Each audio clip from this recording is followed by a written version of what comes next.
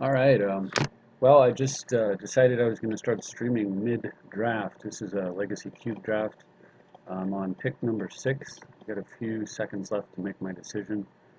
Actually, kind of a tough choice. Pack Rat's pretty good. Underworld Connection certainly great for drawing cards. But I think I'm going to take Jake. Figure it out from there. So missed a few picks, as I said, but hopefully this will still be interesting. Um, so, I have a possible, I could actually splash red, or I could take the Murderous Cut Delve card. Nothing else in here jumps out at me. Well, maybe the Yavimaya Coast if it turns out that I wanted to splash green.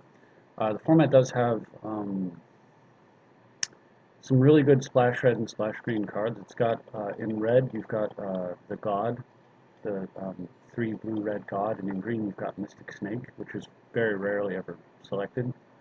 I think I'll take the guaranteed quality card and see what happens. Over the possible good card. Of course, I like Sylvan Carry too. Oh well. So it's go for the throat here, City of Brass, to make that red splash a little easier, as well as my other colors. Plus, there's always a chance that I'm not totally locked down in these colors. I'm actually going to set Ralzark over here as a I don't know yet, and I'll just take the mana fixer. Also, I set my lands over here because I want to know how many playable cards I have in the deck, and not how many total cards I have, because it throws my count off if I draft like 5 lands and then at the end it says I have 23 cards, and I realize, wow, I only have 18 spells. So anyway, since I'm did move at looking into the, see, here's another splash green card versus do I want to stay on the splash red plan. I've already started down that path. I'm going to go ahead and just stay on it and see what happens.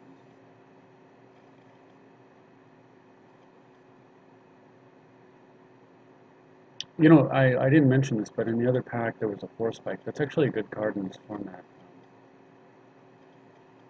because it's a pretty fast format, and it's also got a lot of high-end cards. And so if they have a fast, powerful draw, sometimes Force Spike can save you. If they have a draw with um,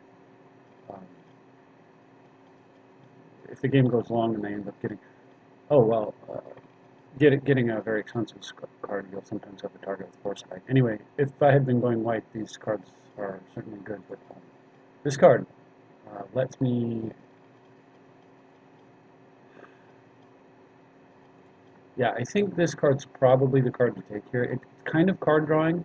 It's not great though when you're running counters, because you don't really want to play counters until it's time to play the counter. And if you exile the counter, then all you can do is protect spells you cast that turn, but you can't do anything else with them. You can only play the cards until end of turn. If this said creature or player, I'd take the charm, but as it is, I'm going to take the vandal.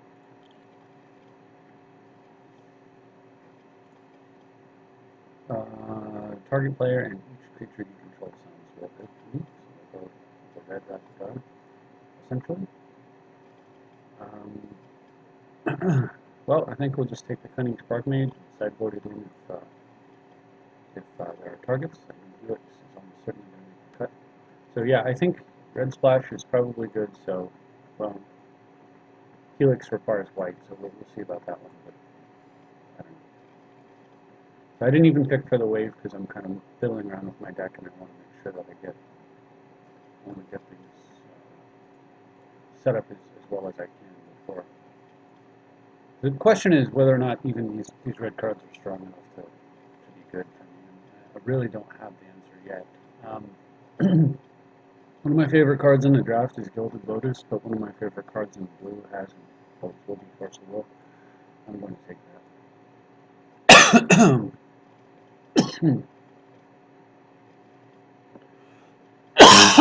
Excuse me.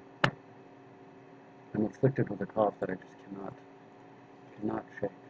You know, the other thing is I may have to think about things differently and go with a.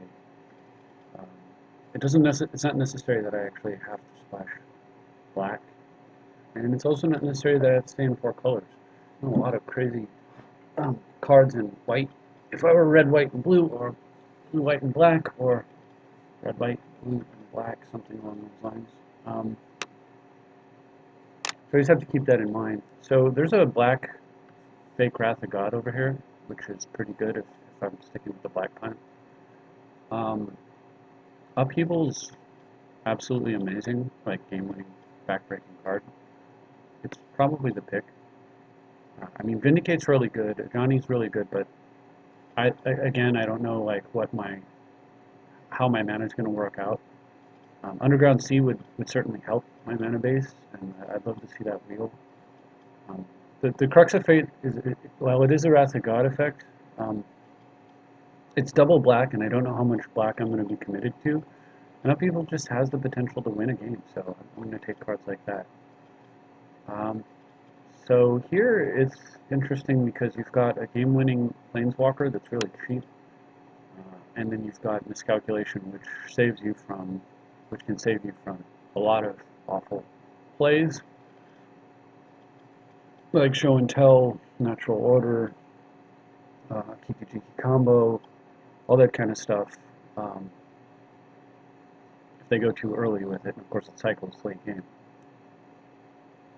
But between the two, I think Ashiok probably has the most potential to just... Ashiok can just win a game. It's a really nasty card because of the size of decks in this format. Speaking of Natural Order, there it is. And a Tooth and Nails. Cards I don't really want to see, but you have to expect in this format. So for me, it looks like I can take Soul of Temptation or Days. And I'm not sure which one to take. I don't have a ton of creature defense yet, per se. Well, the red will help.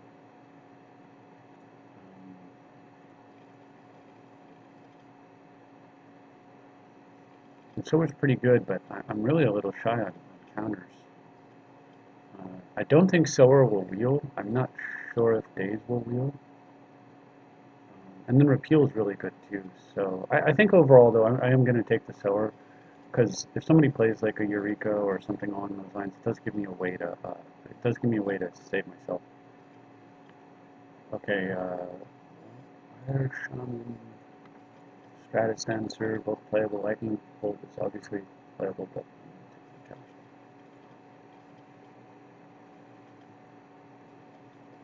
okay, so in black, we've got the Arena.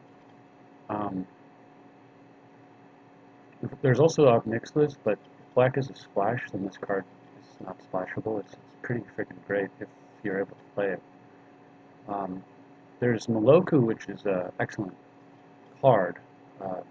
I like it more in green, or where you're like probably going to be trying to play an opposition deck. But just the fact that you can block anything is very powerful. On the other hand, I could take a little mana fixing. I have none right now, and I think that's the way I want to go. So we'll just set that over there. Well, I have City of Brass, but that's it. Well, this is interesting. More being pulled into the white side with the Verdict and Omens. Solder Pack's good. Great. Certainly playable. Winter Orb, this isn't really a Winter Orb deck, I don't think. I didn't get that loaded, so I don't really have any way to work the Orb. Reach Down Port's good against blue, but not that important. So is Fairy, probably better than the other card. And overall, I think I'm going to take the Fairy.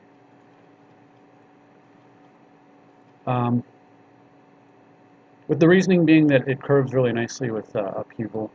It works really well with being able to play Solar at instant speed potentially against somebody. It's powerful. So I have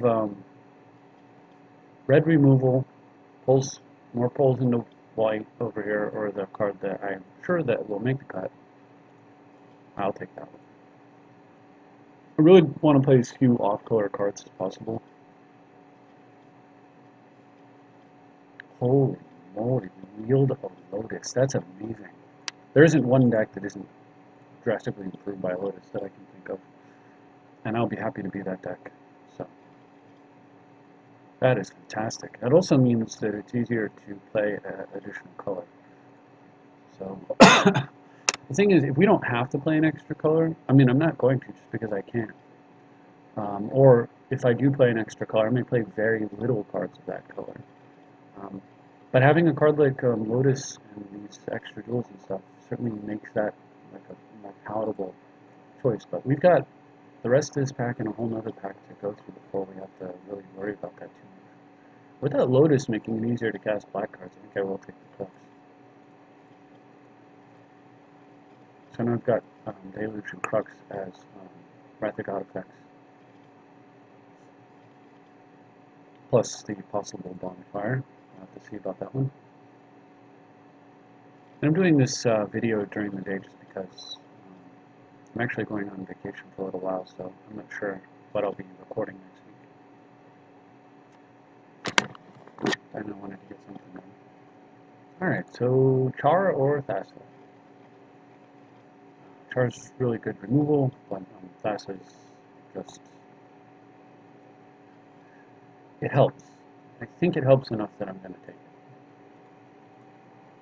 And I'm definitely going to take the repeal here.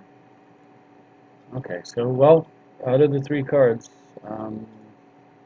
morph that lets me play a card maybe, or something that I can use to splash red. I think we'll take that. So now we've got blue-red and a black-red card, and a City of Brass. So that looks pretty good. Normally, I don't really want to take a dual land that doesn't produce blue, but picked it in, this is 4 packs till the end, and it is useful, potentially, so we'll just roll with it. It's certainly better than whatever else is like. Wow, that's weird. Pick Maloka, sure. And a late pick Collected Company. I don't know what's being drafted in this. But I have a good feeling about how this might actually play. Can never get too excited in Legacy because I'm getting all these wonderful fair cards, and my opponents could be getting wonderful unfair cards, you know, and building like crazy combo decks like Recurring Nightmare and the Dragon that won't let you untap, or get tap side permanents when it dies and won't let you untap the white version of Kaiba. Or any number of combos. There's so many combos in this format. It's kind of gross. But okay, so what do we want, and what do we want to wheel? Well, unfortunately, there isn't a lot for us to wheel. Just and Probe would be fine. Terminate might even be okay, even though it's both off colors. But, I mean, the first pick here for us is a pretty easy brainstorm. Certainly would like to see some more shuffle effects with Pella. Like to see the Solemn, the Venser, the Watery Grave. Any of those could come back around, that would be good. Anger of the Gods would be probably not good because we don't really want to be double red. Grim Lava Mancer would actually be okay. But anyway, we're taking it for good. So like I said, Mystic Snake is in the format. You see it all the time. You see it get passed all the time. Very few people play blue green.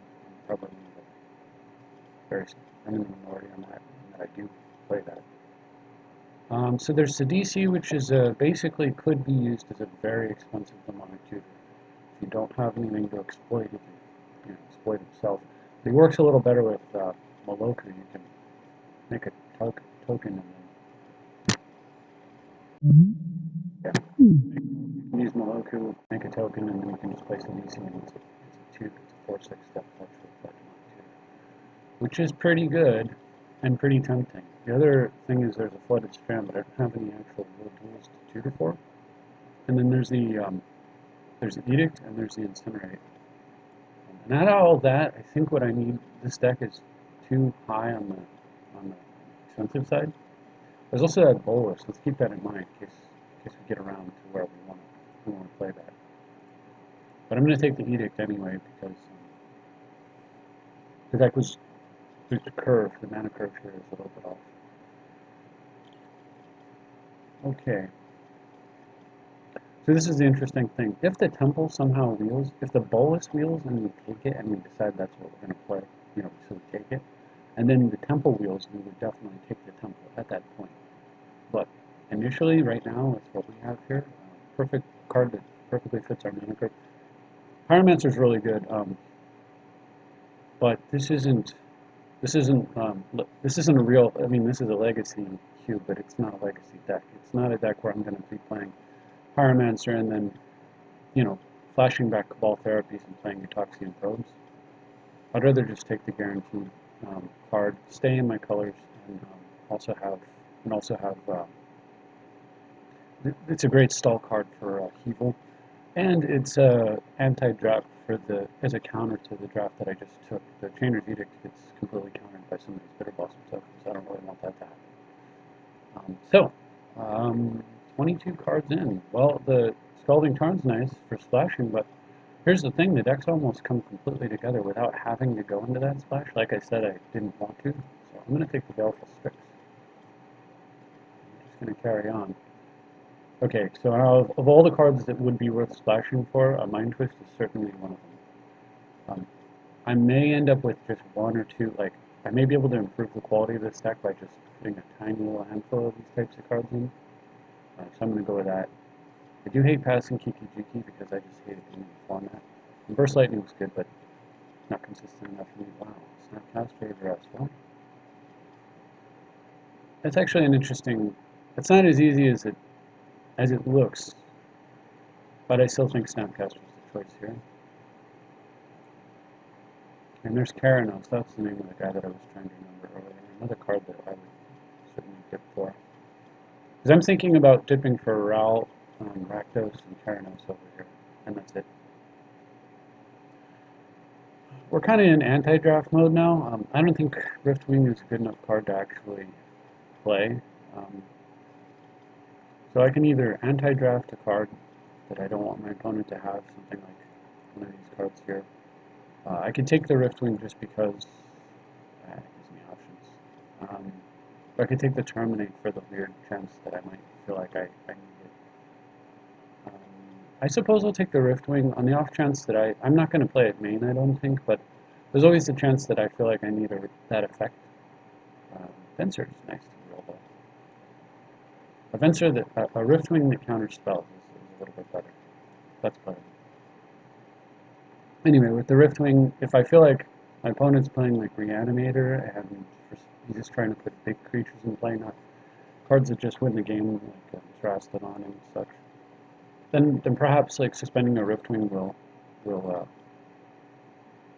be something useful against that type of player, and in that case, I will sideboard it in. Otherwise, I don't really feel that, even with a 2/2 flyer attached to it, this card doesn't really make a lot of sense in here. Now, if I had green and I was playing like Edric, then yes, I would play it, because you could just suspend it, curve into it, and then attack and draw a card.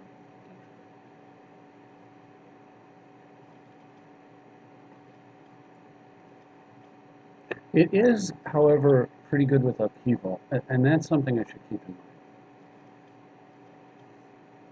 Because you can suspend it, and you can heave, and then when it comes unsuspended, they've already been set back by the upheaval, and then it comes unsuspended and sets it back on the foot. Alright, so I would love that Mystic Snake, but we're just not going to do that. So, Thespian Sage, not so good. So we're going to take the Bolus, and we're going to find out if we can go with the Nico Bolus plan. Did we get the blue-red land here? We did not. It may still be possible to do that plan, but it's a little weaker now. Absolutely not splashable. Disenchant for Lotus, I guess we'll just anti-drop that. I'm not taking a colorless land in a deck that may end up with 3 colors. Even if it does only end up 2 colors, it's not that important.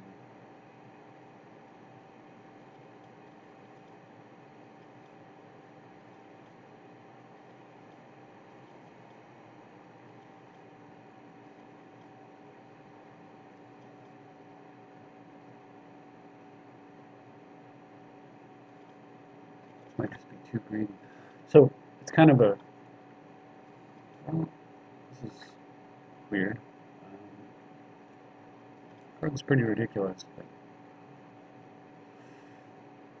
I'm tempted to just take the Serendip. I'm not really a beatdown deck. I guess I'll just take it. It's another card that goes well with green. Like you really want to go, first turn Nano, second turn Serendale, third turn Green Sun, Zenith Frederick, or just hard cast and cast a GT, flip it, or something like that. A black land that scries is better than a piece of junk. I don't even play that guy. Unless I'm playing Reanimator or a combo deck where he's going to help. I wouldn't play that guy in most green decks at all. Take a last pick removal spell that I can actually run if I want to. So the funny thing is I might play, if I were just to play blue, black only, I haven't decided yet, but if I were just to play blue-black, then I would play the Temple as one of the black sources because of the scry. Because it's unlikely there would be a significant drawback to that just having a 1 mana that comes into play tapped, and the scry would be an advantage. So, it also makes scry effects make brainstorming. Thing is, I'm having a difficult time imagining that I don't want to play red here. Also, just because, well, in particular, these two cards are phenomenal. I mean, these two cards are pretty good. These three, really. Bonfire, though, is a matter of timing. I don't have Scroll Rack, I don't have Sensei's Divining Chop, I don't have the Big Daddy Jace. So I don't have a lot of ways to time the Miracle as well.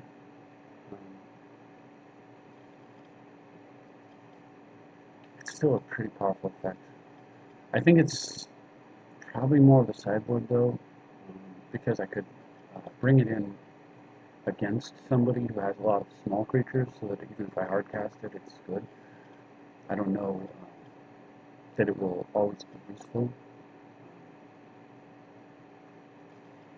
Tap target permanent, then untap another is just so good when you have a Guild of Lotus in your deck, too. Yeah, I'm real tempted to run. Might actually take up. That's kind of silly. Interestingly, is Kaigo dragging? Yeah, it is, so I actually could keep my Kaigo around, which is sort of good.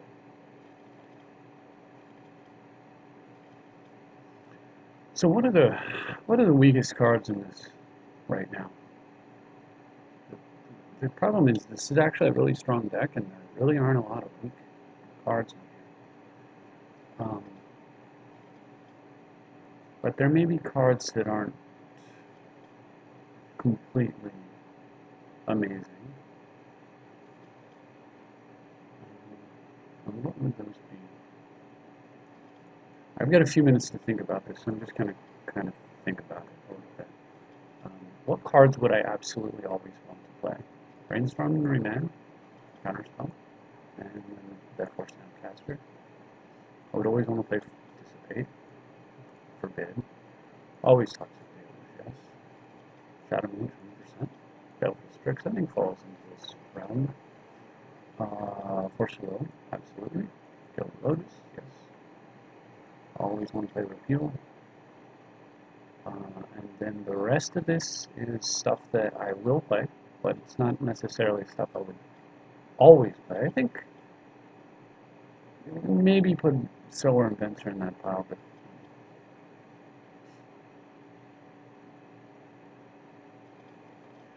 I'm not, like, all these cards are good. I recognize the utility of all of these cards, but I think Upheaval may fall into this category, and Bitter Blossom may as well.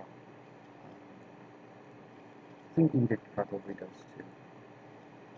I don't know. I could see playing without some of those. Yeah, I think Bitter Blossom has to fall into that category, and so does Upheaval.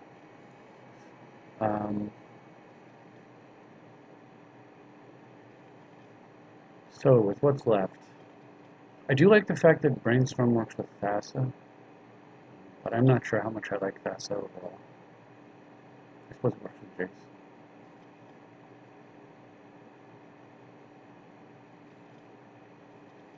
Maybe wise not to splash him with the color just for consistency's sake.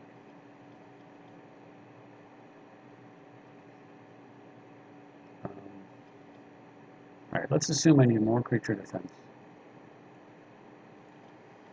Defense is just generally good. I'm going to need... I'm going to want this, because if they are playing combo, it gives me the chance to just nerf their combo immediately.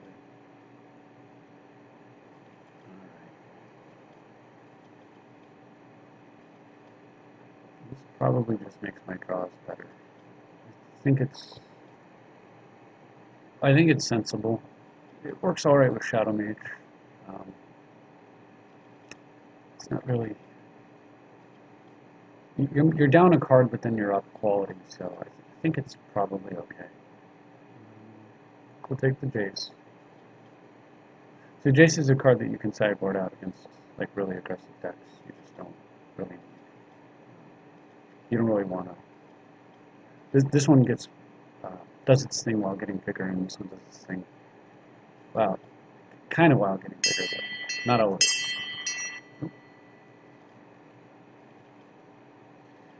I better figure something out, though. Alright, let me set these aside for a minute. How much? I only have 6 creatures. I don't have a lot of creature defense. Probably won't Crux of Fate. But, I mean, Keranos is just amazing. Nowzerac is creature defense, and it's also mana. Can be amazing. Let me go run. I think I'm looking at running these red cards here. Which only leaves me with one more card that I can put into the deck. So I don't really necessarily want to play Alchemy because I don't like the fact that it can mill off. I don't like the fact that at the wrong time it can hit cards I don't want to lose.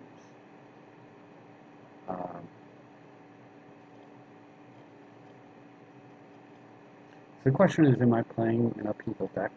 And I'm not sure that the answer is yes, or maybe every deck is an upheaval deck. I don't know, because upheaval's so like grossly powerful. But in the event that I'm not, then I would probably want to play bowls. I still kind of like the idea of staying away from double black, double red. I just need one of it, either one, in order to make things happen. So I don't know about that. I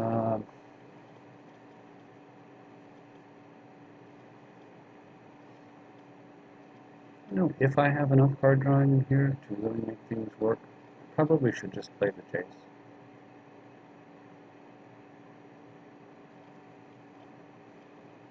I think the Chase's ultimate is...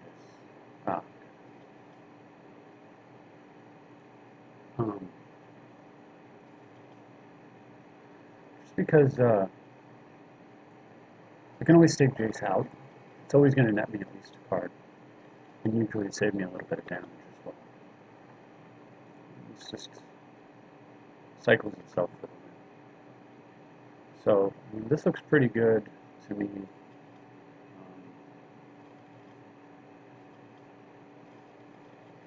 Do I have enough removal? Do I have enough defenses? I actually have a decent amount of anti-creature cards. Snapcaster kind of is, it can make a trade. Bitter Blossom is anti-creature.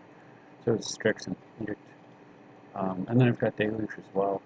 Ralzarak can make a kill. Sower can steal a creature. Keranos can repeatedly shoot stuff. I think I'm actually fine. I don't think I need this Crux. And I don't need like the top end cards that that are kind of slow and clunky. So 17 lands might be too many, but I do have a decent amount of card draw, so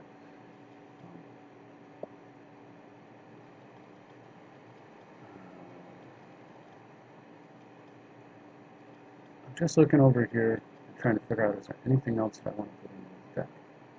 Because I'm kind of tempted to play Teferi.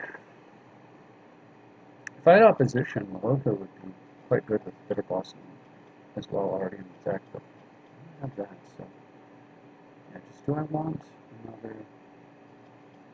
another card? I want to go 16 lands. It's kind of tempting.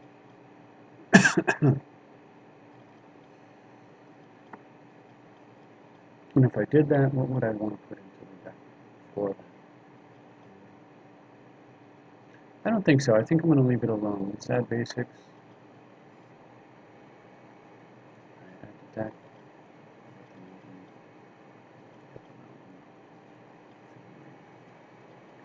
Summit. Catacomb. Swamp. Swamp. Grass. Gives me 1, 2, 3 black, 1, 2, 3 red. Good.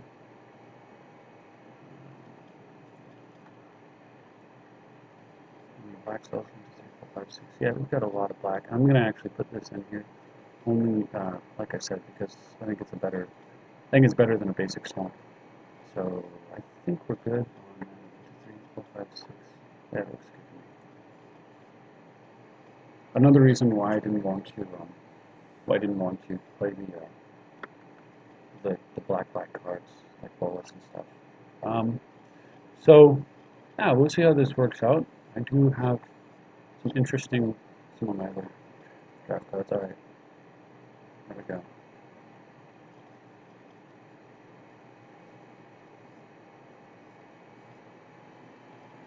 Got some interesting,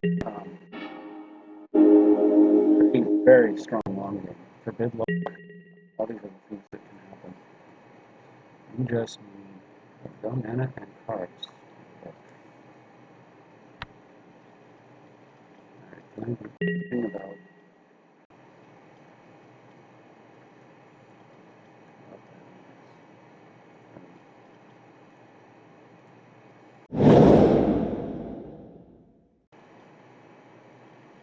Right. It's the curse. Curse of noise. If he's playing green, I might want to brainstorm in response to. I mean, if he's playing black. If he has that duress that I come back. But I'm actually not going to for now.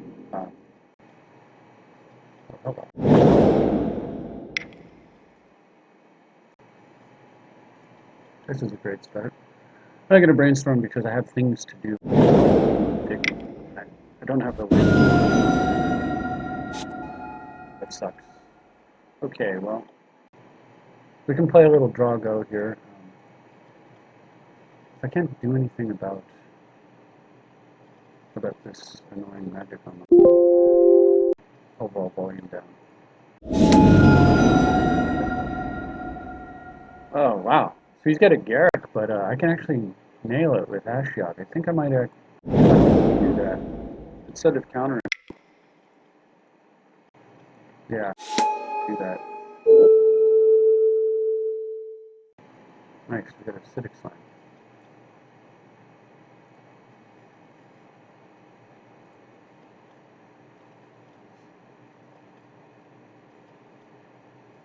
Alright. He attacks with just Oracle into the Ashiok. I'm just going to let him hit it.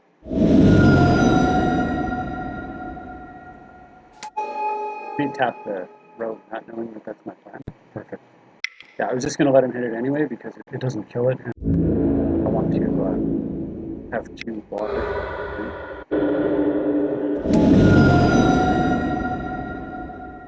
Alright. So. Again, Ashiok is doing his thing. Acidic slime. The fellows, noble hierarch. So he's getting excluded. I guess it's something to be concerned with. Tameo's a bother. I actually, if I play land and said go, I would be, I could sit on a counterspell, or I can play Shadow Mage and then Brainstorm into turn. If I'm planning to play the Brainstorm no matter what, which clearly I would be, then now's the time to cast it. So get more information. Okay.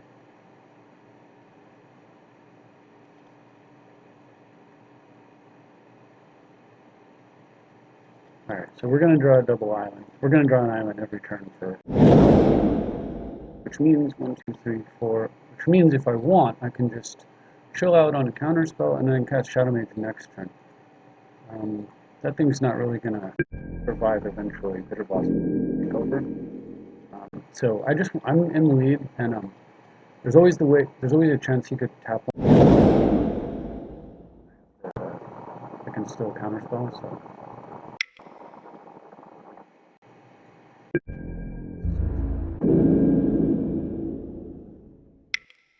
I'm not gonna catch up with that shot.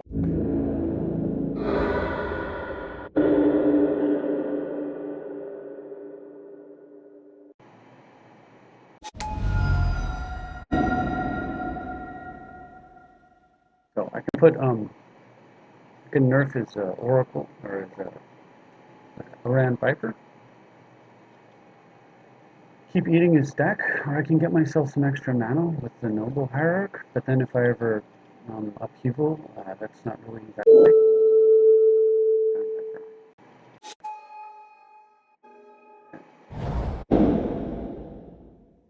So I kind of want to cast Shadow Mage, but I know the last card in his hand's Exclude, and then if I counter it back, I think that's actually pretty reasonable, because at some point he makes a Mew of this, and then that sucks for me. And since he only has one card in hand, and his next card is Island, there's no, I already know that this is safe to do. He could, I guess he could -2 that. Here comes the Exclude. Oh, weird.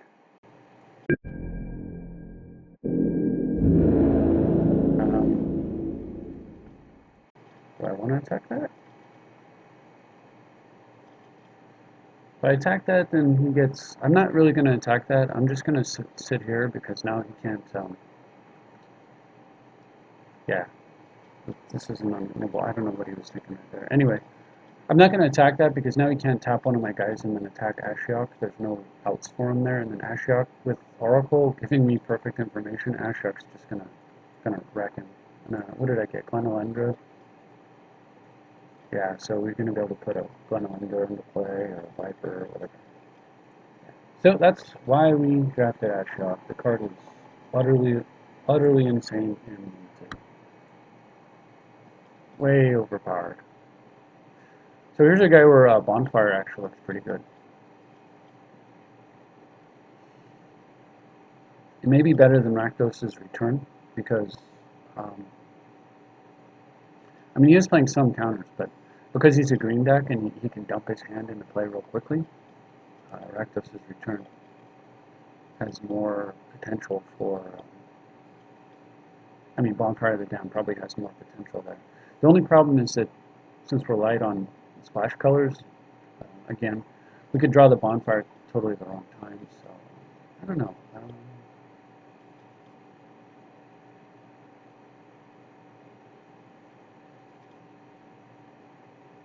How many changes, do I actually want to make here?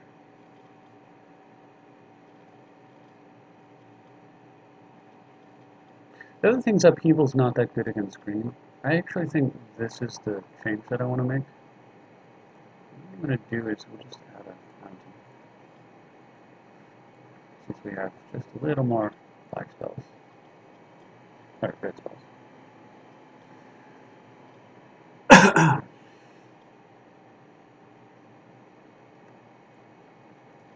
I think that's okay. Yeah. He's playing green, so he's got a bunch of cheap guys that upheaval, he can recover from upheaval with, and unless I killed him first, then if I killed him, then why do I need the upheaval? Plus, he has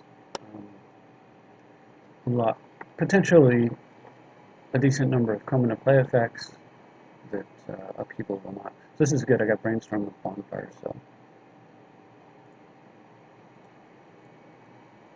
Play effects, so. He does recover from upheaval. It's going to be extra painful.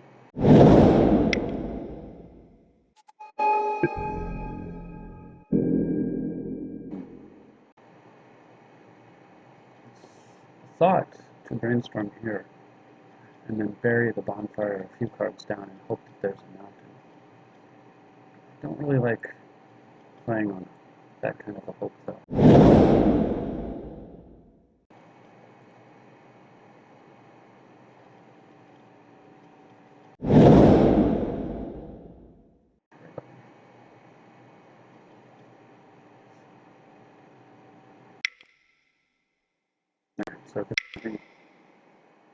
So So this is there's a strong temptation to brainstorm here. Because if I can hit a black, so I could remand it, right?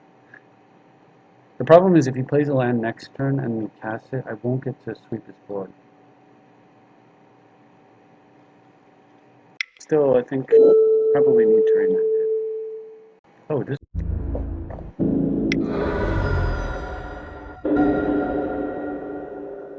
iron. Alright, well, it's certainly time to brainstorm at any rate. Okay, so we're going to tuck the bonfire.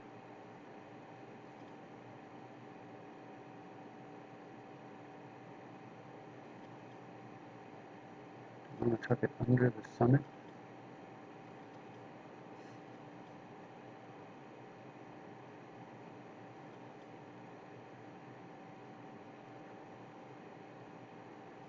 Yeah, I think we do. I want to give him time to deploy creatures. That counterspell made me quite happy to find that, because now he plays the Glen of Ender plan. He's got a counterspell to deal with it.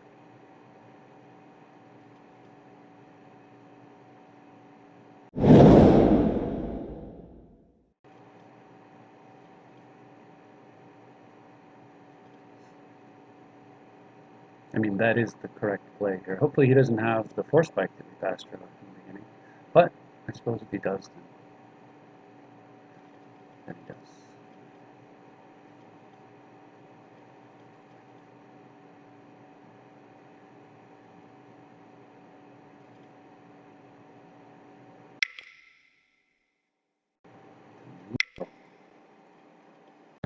No.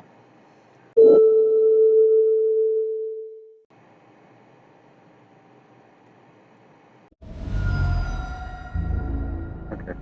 Oh, he's got that bird. Chill out and sit on another dissipate. I mean, I'd really like to deploy the Shadow Mage or Jace here, but knowing that he's got Glen Elendra, I don't think that's a good idea.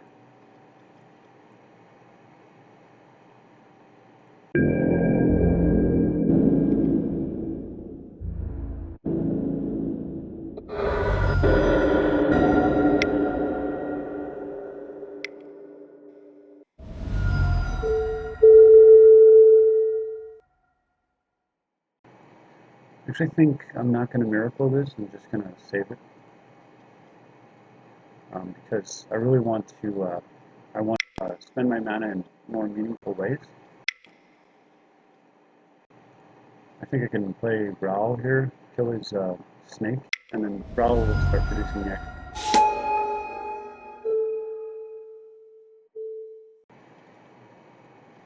And meanwhile, it'll also tap down his island, which will allow me to deploy other things. What I'd really like to do is bust him with the Rakdos's Return.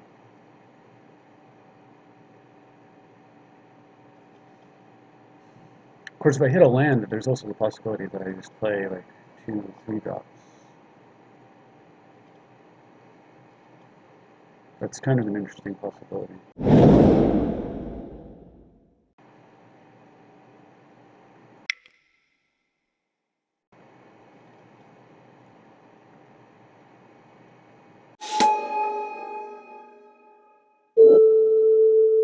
Alright, tap the island, and tap the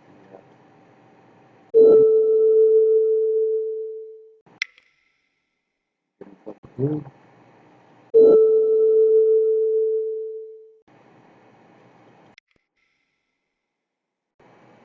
We used the other cards to kind of clean up.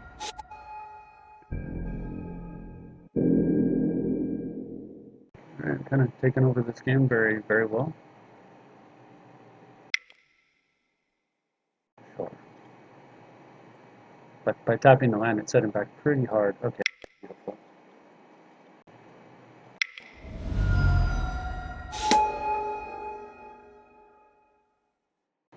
Set 5 cards in hand, so if I had 3, 6 mana, I can make him discard 4 of them.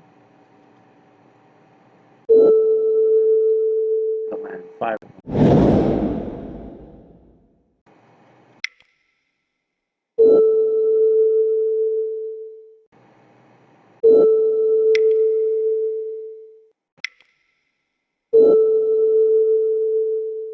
Mind twisted, buddy. Black. Good game. And this is why we splashed, by the way. It's so gross.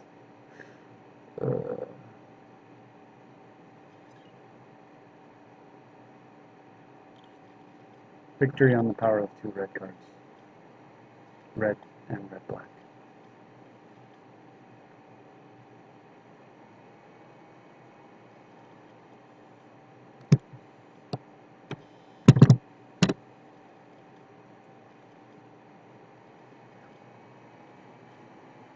There's no coming back from that. None whatsoever. 3, 4, 5, 6, 7, 8, 9, 10, 11, 12. Mana next turn. Not gonna do much for him. He's actually gonna take 5 damage from that and drop to 10 to a 12 mana next turn. If I was able to miracle the bonfire, it actually would have killed him. But like I said, I don't have any other way to shuffle it back, so I had to have settled for. I would have drawn this, played Temple, used Jace. I don't know. Good things were happening. I hadn't really thought about it, but Rakdos' returns such a high damage card that actually at some point in the game, I could Snapcaster it back and just probably blasted a full 10 damage and just killed him that way. Well, that went really well. I wonder if... It makes me wonder if the Miracle card wouldn't have been better than the Upheaval in first place in the game, but I don't know about that. If I have a billion mana and I draw Upheaval, I also win in that situation, I think, so... I think it's, you know, it's difficult to say, but what I can say is that I can force a will with Upheaval, so, and Upheaval will save me in situations that that Miracle card won't. But, you know, if I could only, like, somehow anticipate what my opponents were going to play before they played it every time, then I would know the right answer to that question. That was awesome. That game played out incredibly smoothly. I mean, they basically did everything that we wanted to have happen exactly as we wanted it to happen. I'm actually going to bring up the website here and just make sure that the broadcast is going smoothly. I think I am. Maybe I'm asking my machine to do too much at once.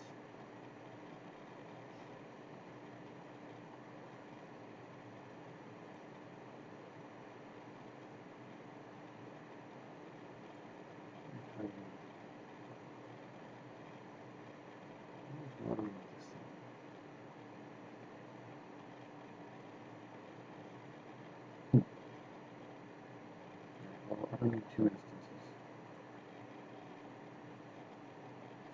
While I'm waiting for that, I'm actually just checking my text messages. I just got a text from my wife.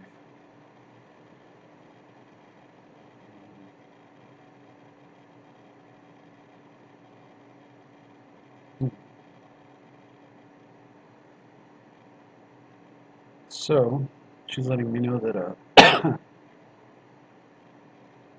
little more than an hour and a half I have to be logged out. So hopefully there'll be enough time to actually play all these games and I won't have to quit in the middle of the event. I'll probably have time to finish it, but definitely not going to have time for anything but this one, I think.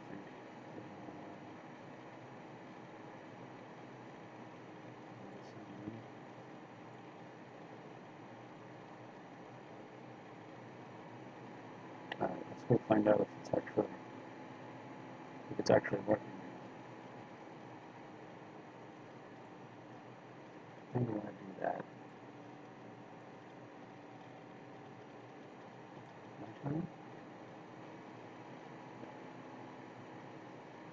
Somehow I'm going to figure this out.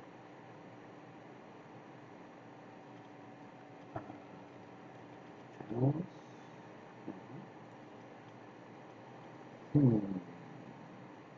I don't know. So if you're bored, I apologize, but because this is a live draft, I'm still waiting on an opponent here. This is the deck that I have, and this is the sideboard. I guess you can kind of figure out if you would have done something different. It does add all these cards to the sideboard, so what I'm going to actually do is remove the cards that don't belong, like would never be playable in my deck, from the sideboard completely, so that later, looking back on it, the only cards that actually matter are the ones that I actually could sideboard, as far as I'm concerned. Leave that alone for a minute. How do I check? Go here. Using interesting. I actually have no idea. Okay, well there we go. Live streaming. Stream now.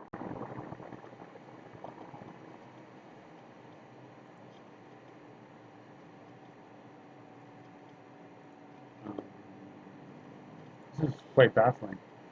So if I am streaming now, I apologize for the confusion.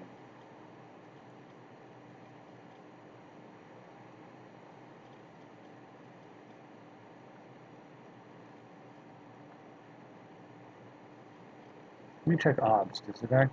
It acts like it is working. So this is strange. Is it YouTube Red? No.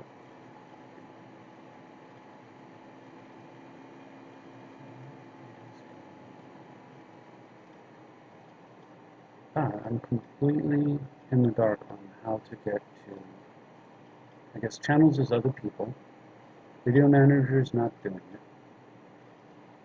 Home is where I'm at.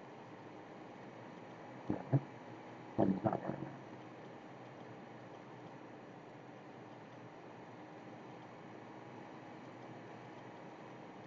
Weird. Library?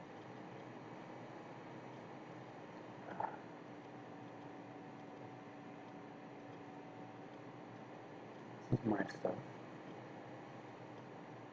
Where we at? So that actually, for a control deck, that went very fast. And, these guys, I don't know, the yellows are still in play. So this is actually not 4 people, it's only 2. So we were only the first. If we weren't the first person, then we were the second. Not too shabby there.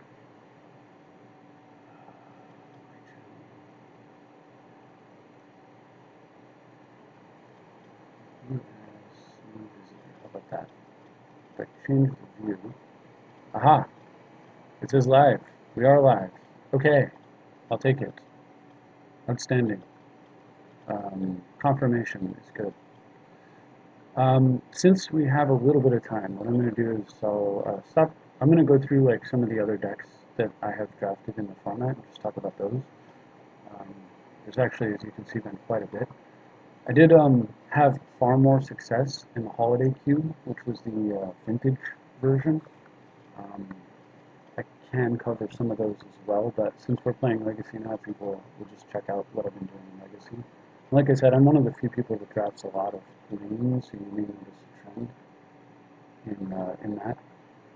Not in this particular deck though. This deck did not, as I recall. So this is the kind of deck where you're like, it's a control deck, but you actually want an opposition, and I never got one. I think I did all right though because of this Dictate of Heliod. It worked very well with Monastery Mentor. Doesn't work very well with Mentor of the Week, but it's one of the anti-synergies.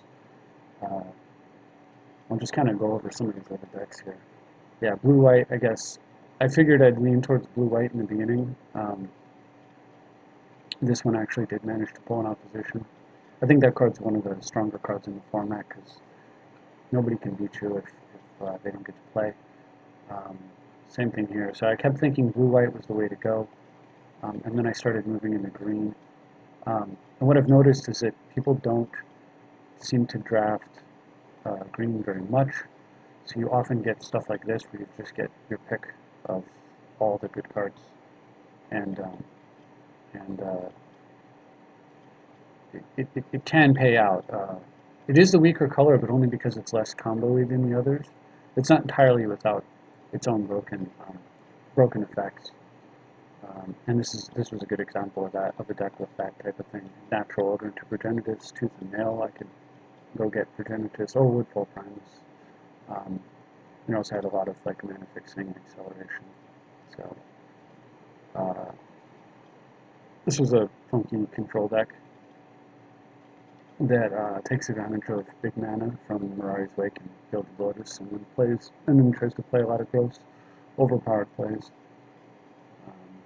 Another Edric style deck, yeah, upheaval, perfect home in a green deck for sure.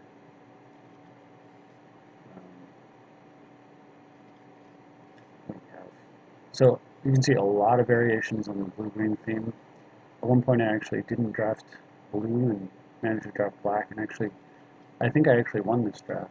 I did very well with this particular deck, mainly because it was just mainly because of Winter Orb actually, and because of it had enough removal to stop most of the combo decks from beating me, and then I could overpower them with plays. This deck definitely won, and it was the first time I found out how good Tysiger actually is. The card's totally insane. But I won mostly because I think I drew Sphinx's Revelation with this deck every single time. Like every single game I drew Sphinx's Revelation, and it just generated so much card advantage that I had no issues. Another decent deck. Never came together though. I just kept getting like clunky bad draws, and I don't know why. Like 17 lands on the top, and I was screwed constantly. So nothing you can do about that. Another strong control deck that I had drafted.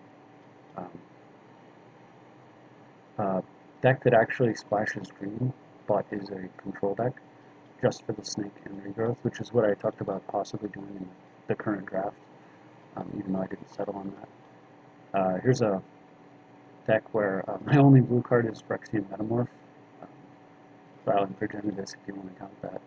Basically, it's a mono green deck, really. I mean, tiny little splash in black and white, but not much. I actually think that deck did very well also. This deck didn't do as well. I think the problem was it didn't have enough blue cards for Force of Will. Force of Will is decidedly worse when you don't have cards to force with. Another same concept, go blue, white, splash green, blue X, splash green. And back to the deck that we started with. Is this started yet? No, but we're down to only one game left, so hopefully that'll come together. More time, I guess. You see, I do a lot of drafting, and the reason I do a lot of drafting is because of this. Play points. Once they implemented play points, excuse me, I had a way to play for free, and in this, this is a single elimination legacy queue, and first it's 100 points to enter, and because I just got a win, I'll get 100 points back. And if I win, if I win again, and then lose second place is 100 and something, you come up ahead on play points, and if you get first place, you get like 220 or 240 points back. So if you get first place, you can actually lose your next two events and still come up 40 points ahead. But they also pay out in Magic Online QP points. So with these, if you get enough QP points, you can enter, they have these monthly events.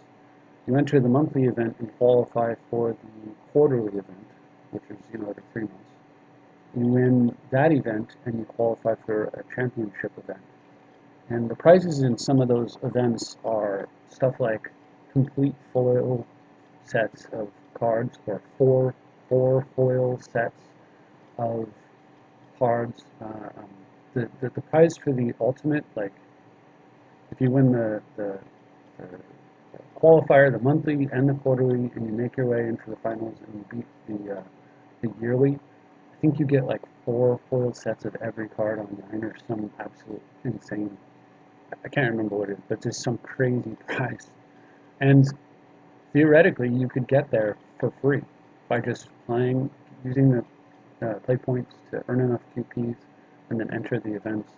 And I suppose you'd have to spend some on the decks that you use in those events, but ultimately, not much, considering how much the prizes are, and I suppose you could even borrow the cards from that if you have somebody who can loan you them. So since I have a wife and a kid and not a lot of disposable income, um, back when I had disposable income, I spent it all on this deck, making it all floral and pretty, um, which might not have been the best investment, considering that I'm now in a position where I've got 5 tickets online, but uh, I don't know, it brings me satisfaction. So anyway, I invested in this deck, and so I need free ways to play and compete in order to enjoy the game, other than playing Commander. And so it's nice. It's a really nice feature that they've added, and I think you can even use play points to join like regular events. I'm going to check right now because this is a Swiss uh, Phantom draft, but I wonder if I can join here. Here's like a regular draft. Can you join it with play points? You can. That's insane. So you can actually free to play. You can use Phantom drafts to earn piles of play points, and then do real drafts and get real cards. And then you could sell those cards to get what you want. That's really amazing. I Legacy has not been very good to me. I'm going to go back to my deck because I really like to look at the deck that I have in between rounds and just kind of get a feel for the deck even further. Um, Legacy hasn't been that good for me this format because I'll be playing a deck like this that I think is exceptional, and then I will randomly just get comboed out by some BS because most of the time, this deck has a better edge than most of the decks I do draft, I will say, but most of the time, there aren't enough cheap counters. Like you saw in that game, the fact that I had Remand Counterspell was what really made what really allowed me to take over the game, and kept me from just losing really fast. If you replace my opponent's Planeswalker with a card like Natural Order or Show and Tell or Eureka, then it wouldn't just be a case of these cards saving me from my opponent getting an advantage. It'd be a case of these cards saving me from literally just losing the game on the spot. And in other decks that I've drafted, as you saw, not all of them had a glut of counters like this one does, because there aren't enough counters in the format. And the reason there aren't enough counters in the format is that the person I don't know if she's the person, but there's an article by, I think their name is Melissa Del Toro, where she's talking about the philosophy of Cube, and she decided that there were too many cheap counters in this legacy format. She took Mana Leak out, and a couple of other cards as well. Like I haven't seen Spell Pierce, Spell Snare, I haven't seen well, maybe I have seen Pierce. I haven't seen Snare. I haven't seen what else? Like I said, Mana Leak. There's a couple other cards that I'm sure I'll think of it off the top of my head or later, whatever. But there just aren't as many. Oh, Condescend. That's another one that they took out. Anyway, so the point is, by reducing the number of counters, all they've done is open the door to combo. And, I don't care for it, but frequently in my past games, that's been the problem. It's just my opponent randomly just blows me out. Like I was playing a guy who's mono green and he had nothing but lands in play, and I had like an army in play, and I figured, okay, well I'll tap out and I'll cast Karn, and I did. And then I died the next turn. I had the Karn in play and some creatures, and he goes Eureka, and I go, and he plays stupid, dumb, gigantic thing, another dumb, gigantic thing, and then Craterhoof, who gives them all plus X and trample, attacks me for like 40 damage a night up for 4 mana for green too. So um, I am not at all a fan of any design philosophy that results in more of that. I think a little of that is fine. I think it's a it's a it's interesting to have a format where you can make plays like that, um, because you have to constantly like ask yourself, uh, can I handle that? Am I prepared for this? Should I give my opponent a window and that type of thing? And it gives the other person a way to always like top deck a victory. Um, but I don't think like in this format, I think it's really common. There's a lot of that kind of stuff going on, and that is not something that I'm particularly. That's not something that I'm a big fan of. Especially when they take the tools for solving those problems away from us. And in Magic the Gathering, the tools for solving those problems, 9 times out of 10 is cheap blue counters. And that's how you protect yourself from being blown out by combo. So, kind of off on my soapbox about that. I think if we go to home tab, full details changes to phantom sealed keys. Well, that's different. There was an article, there was a link here to an article in which they were talking about the phenomenon I was just describing. They also took out fast mana, so it's harder to play the expensive counters that they left in the format. So what is this? We're talking about 6 boosters, 3 matches, phantom sealed Q, 4 booster sealed Q. Interesting. Huh. Increase the play points, that's good.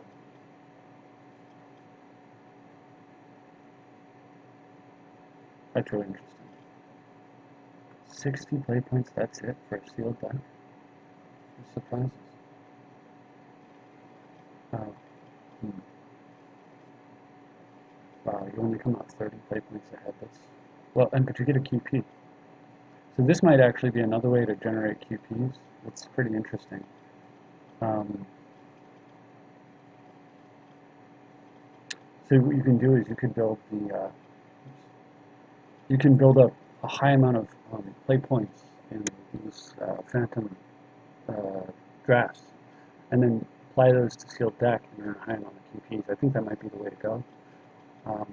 But you have to do well in the drafts, and like I said, Legacy has been, well, I started with about 400 play points when the Vintage draft came out, and then I grinded up to 1,000 pretty quick, actually.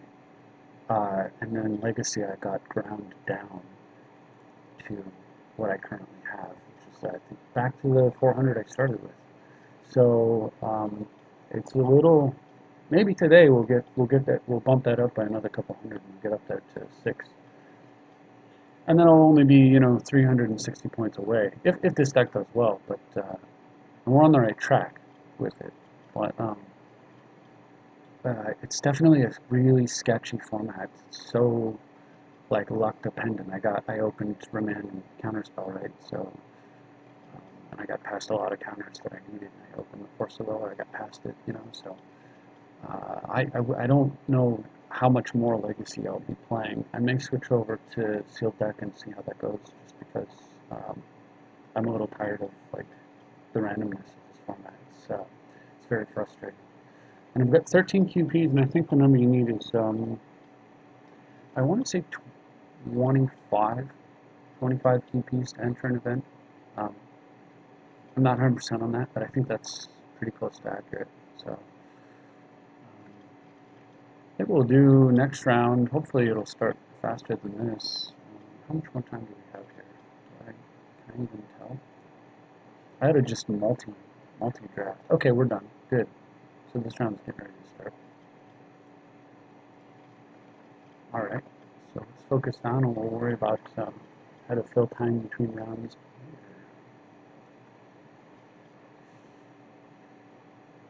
If you noticed, I like to bounce around between the screens, so hopefully that's not too jarring for somebody that's watching. Interesting. Everybody went 2-0 except for this guy. So who do I get paired up with?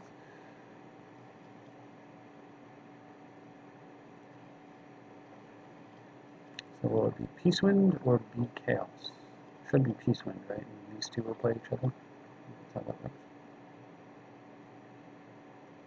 What's going on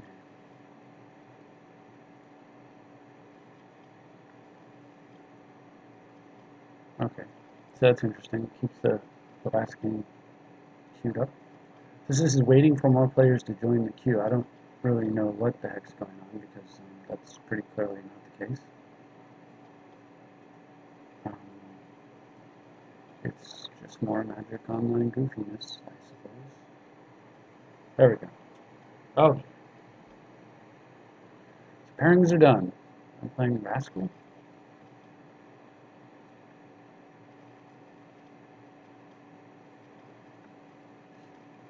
Well, this is certainly capable. It's not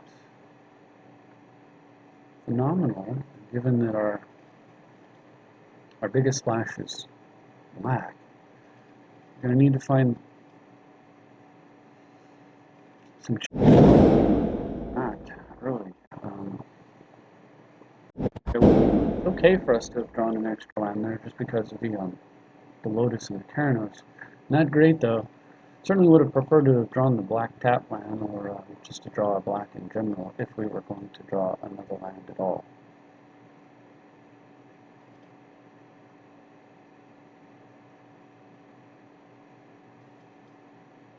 This hand would be decidedly stronger going first just because I hit 3 mana before he did and 5 mana before he did, and that would certainly matter a good bit.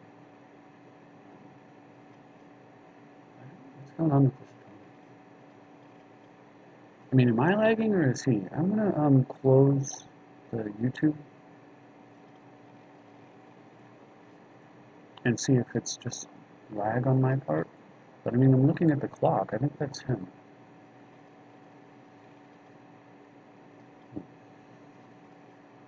I wish I had a force spike in my hand or a lightning bolt. Kind of sad that those didn't. Well, back around.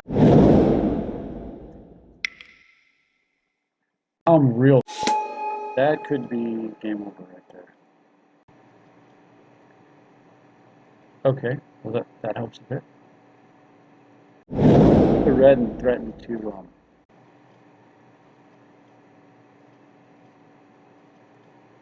like bolt his guy, I guess. I don't really know.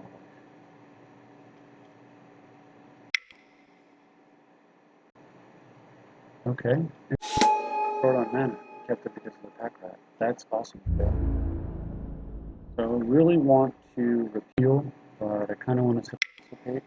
Problem is this. I think I need to repeal on my turn because I don't know. If I repeal and he replays it, I'm gonna have to wait. Just hope he doesn't draw land for one more turn. If I repeal and he replays it and draws land, I feel silly.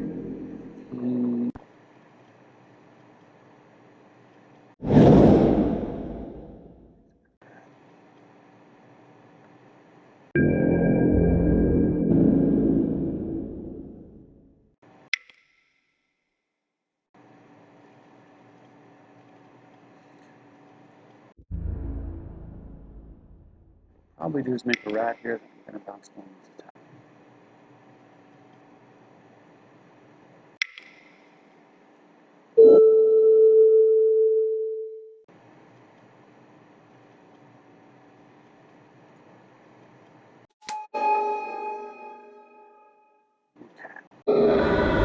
One that I bounced is an actual real rat. So that's one I can counter, but I can't deal with the pack rat here. But if I'm lucky, what he's going to do is get a little greedy and he's going to cast it. Just have to hope that he does.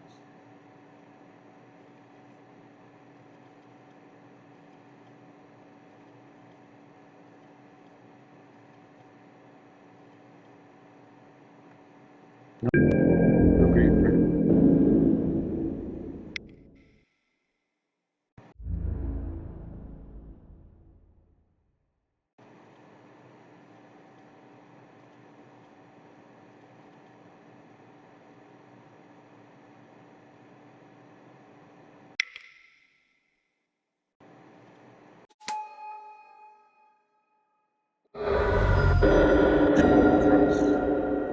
sweeper.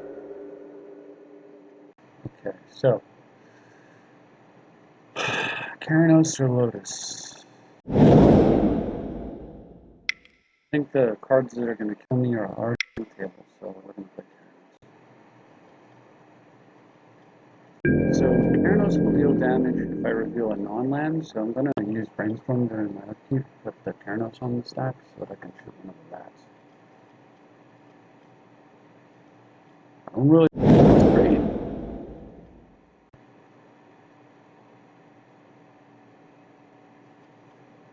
But I don't know, or do I want to dig deeper and just try to find my sweeper?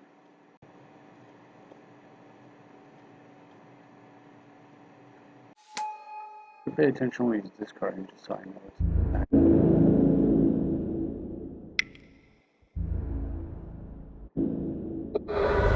Let's 3, 6, 7. So if I kill one of the rats, and he makes a rat, he can hit me for 7, which means that if I brainstorm now, I can actually live. But if I don't find anything useful, the brainstorm won't matter at all.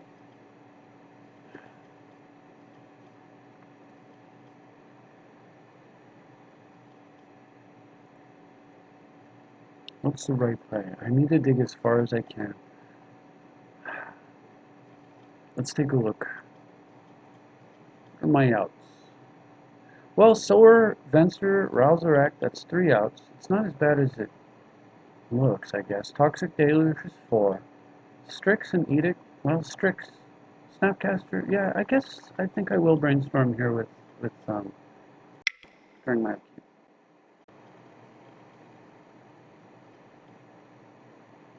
Okay.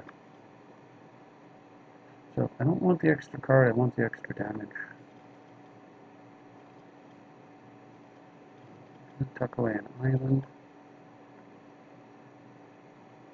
And what are we going to show him?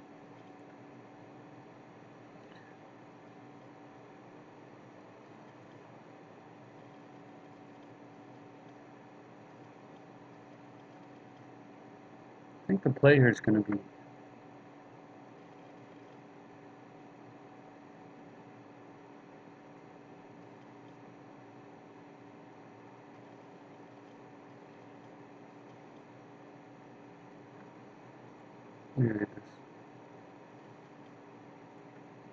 That's going to start killing me also. That's a problem. I'm going to play Snapcaster. Repeal this guy. I'm going to shoot one of these guys. Don't really like that very much. I can shoot one of these guys with 3. Snapcaster, repeal this guy. I have a blocker. I think it's got to be Snap.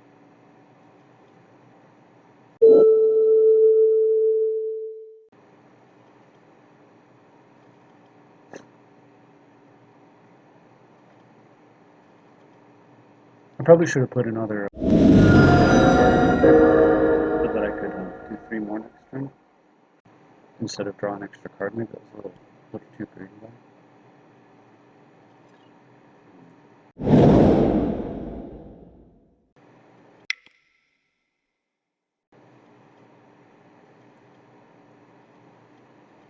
But I'm going to heal, so it's going to not matter anyway.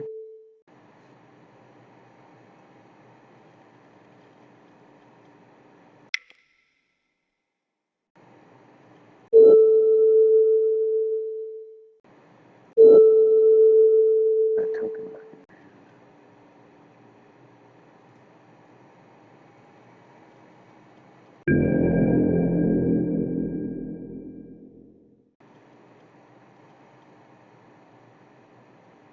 Because now I don't know what the top card of my deck is, so Keranos can't really.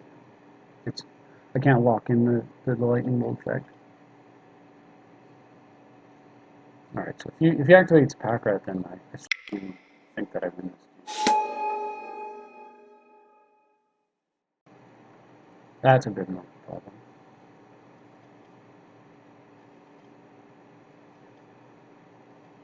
I don't have enough creatures.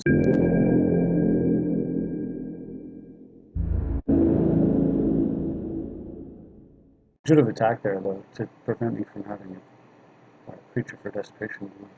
Alright, so let's kill this dork because kill a creature.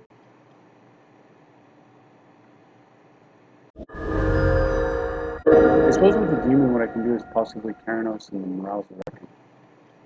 Now that I think about it. I suppose that was a mistake.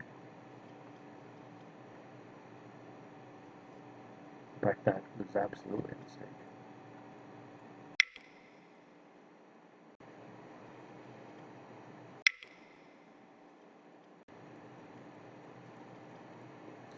That was a horrible mistake. Okay, so having done that, now what? Well, now I'm just going to have to try to get lucky.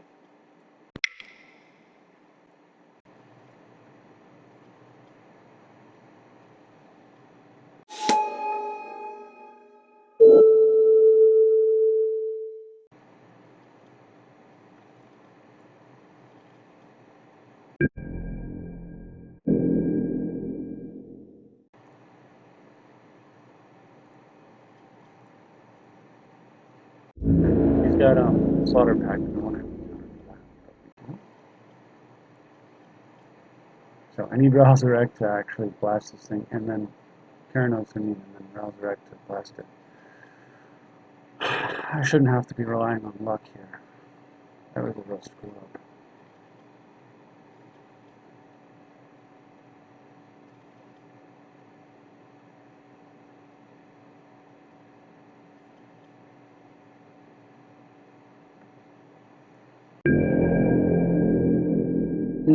But I won't be able to do 6 now. Oh god, what am I thinking? Yeah, that was a massive screw up. I'm not sure I can win this game, honestly. I mean, I need upheaval. I completely screwed the game. Wow, I feel horrible. I should have thought things through a little more carefully.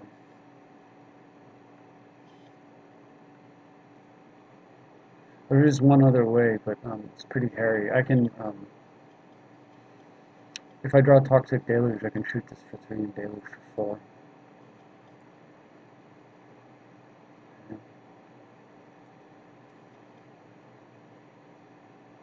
Use absolutely nothing.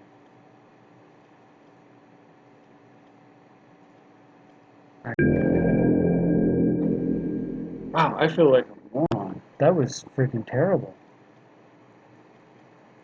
Well, Strix would have won it. Solar would have won it. Jeez, Edict would have won it. Holy crap, but I drew land. Upheaval would have won it. A lot of cards would have easily won the game, but against that guy, Moloku might be good.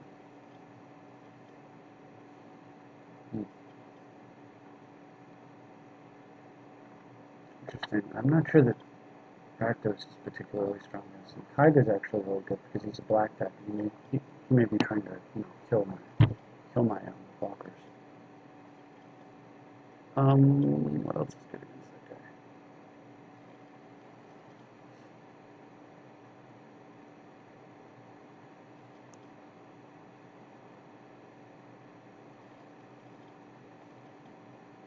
I'm okay with that change right there. That was just like unforgivably bad, and I wasn't forgiven. My deck could have forgiven me.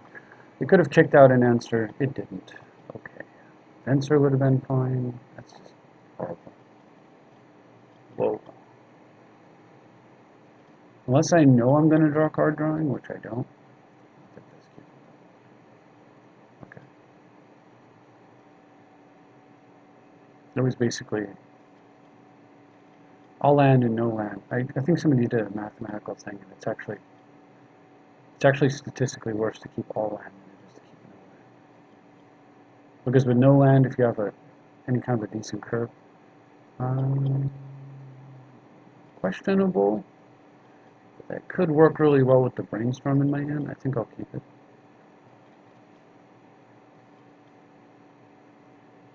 Anyway, if you have all land, if you have no land and You miss, you hit one land or two lands, you might be able to play. If you have all land and you hit one or two spells, it could be. They don't have to be on curve. One thing.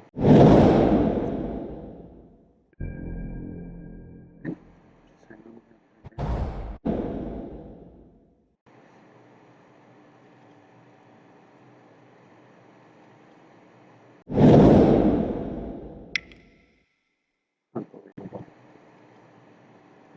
I have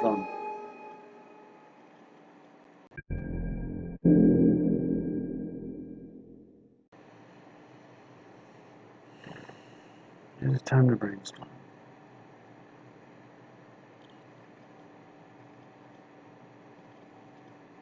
Can't repeal.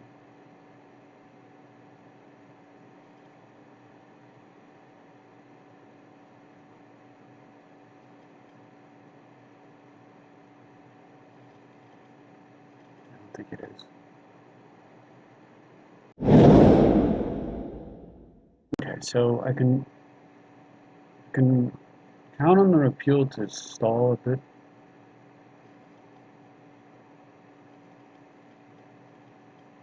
Or I can get this and just start digging as fast as possible. That makes more sense. We need to find an answer to this guy, like, right. What do I target card? That's what I mean with this format. It's just a bunch of.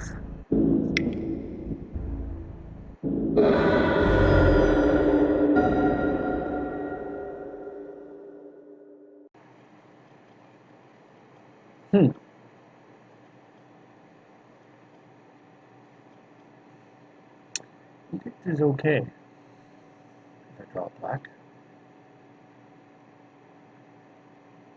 not good enough.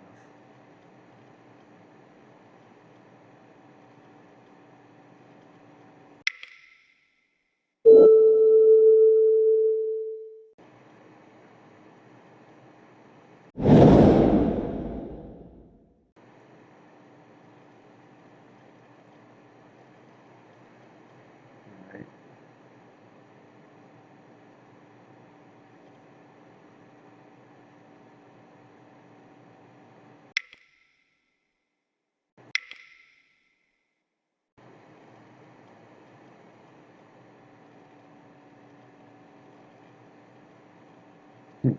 So do we want to try to protect?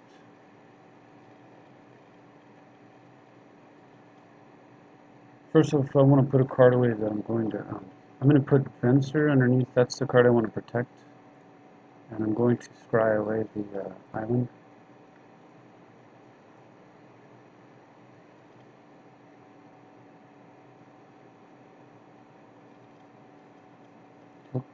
He ought to probably take the Rouse of Wreck. Because he doesn't know what he doesn't know that I don't have a red.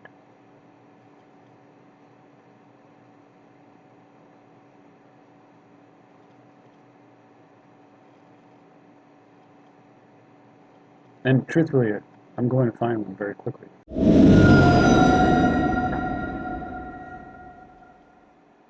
If I'm lucky. No, not that.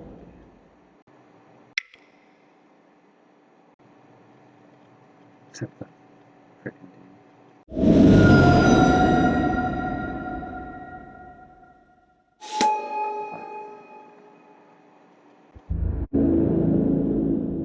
The fact that he's got HE2 is a major setback. The plan was to bounce it.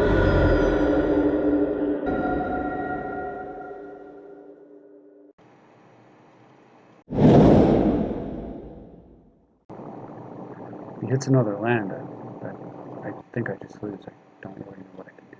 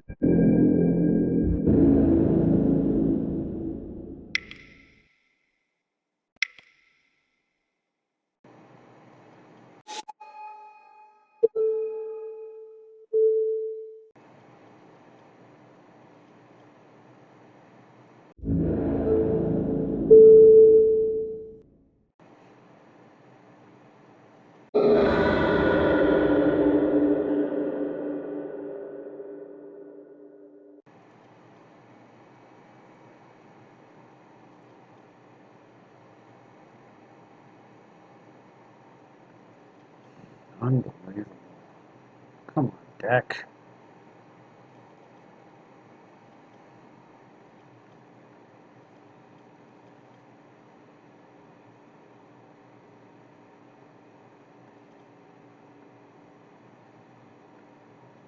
Probably could have sideboarded Shadow Mage out just because the fact that he's mono-black. Although Shadow Mage often can get there even, as you can see, like, depending on where the curve is, this cutter's not going to block it. This guy's a turn late and so forth.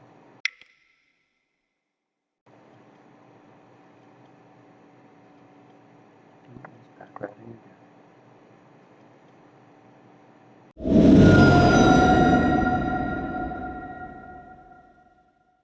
I think if I manage to win this game, I'll probably sideboard the Shadow Mage out.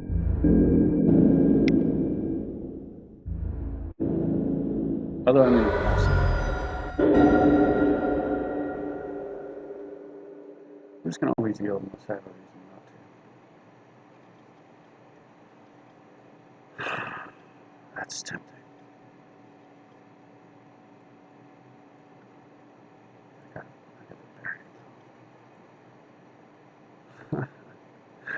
Oh, hell.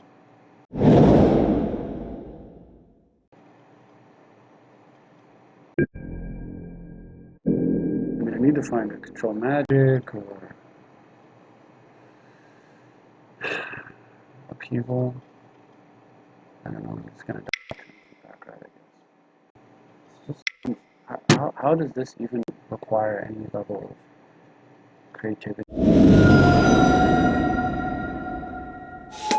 Just play back right. Back. This is what I mean about the form.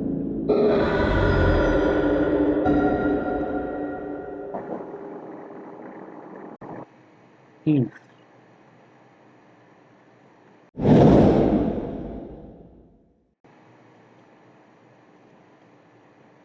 Another island. Well, I guess I lose. That's it. That's how stupid Legacy Cube is.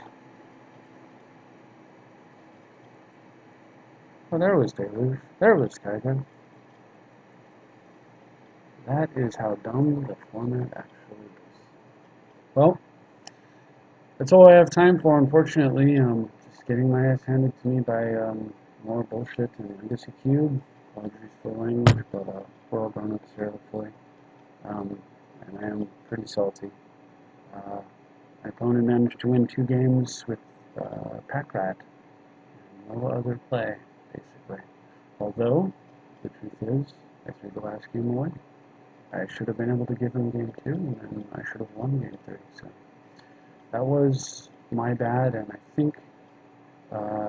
think ultimately the lesson is that you have to play perfectly, and I don't really deserve to win if I'm not playing at my best. But it's one of those frustrating situations because when you lose to a card like that, you feel like you don't really deserve to lose either, just because of how retarded that card is. But so it goes. All right, well, God, so many things I could have won with. It's amazing that I just managed to draw the constant series of cards that could not get me there. So that's all I've got. Thanks for watching, guys, and we'll see you next time.